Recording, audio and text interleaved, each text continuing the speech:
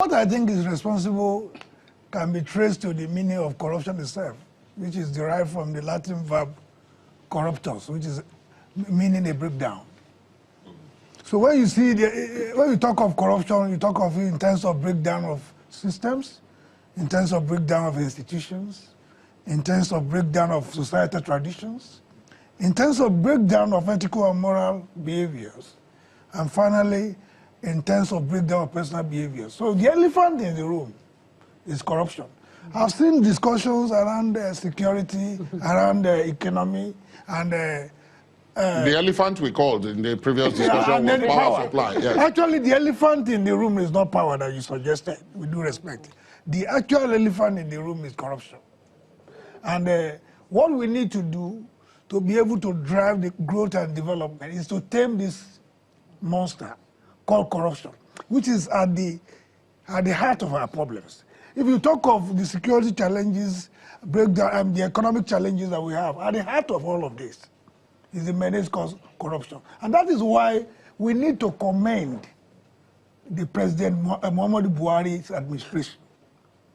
Because the entire continent, the African Union, has even recognized and appointed President Buhari, Muhammadu Buhari, to drive the anti-corruption agenda of the continent.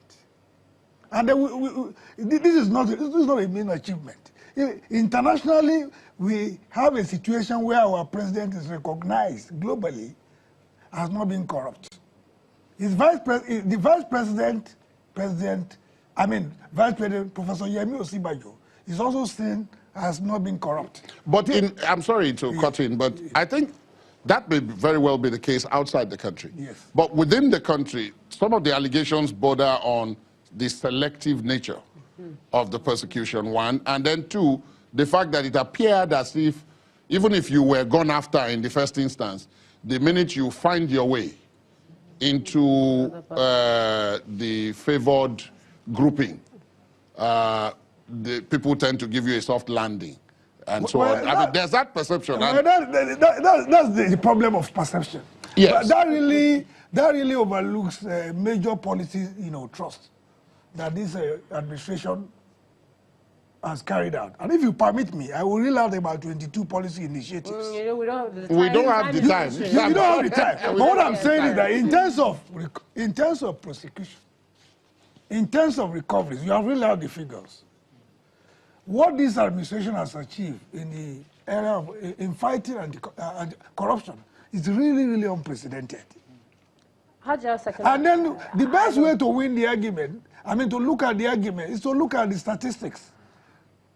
And that's what I attempted to do, and you said there's no time. But I think what we should emphasize is that corruption is not something that can totally be banished from any country. I think we must appreciate that. What we can do is to put in place mechanisms to reduce it to the barest minimum. I mean, if you look at all the figures, Nigeria, the perception of Nigeria, the ranking of Nigeria in terms of anti-corruption is gradually reducing. Okay, I'm going to and that is because of the efforts I'm going to of have this to administration. put in.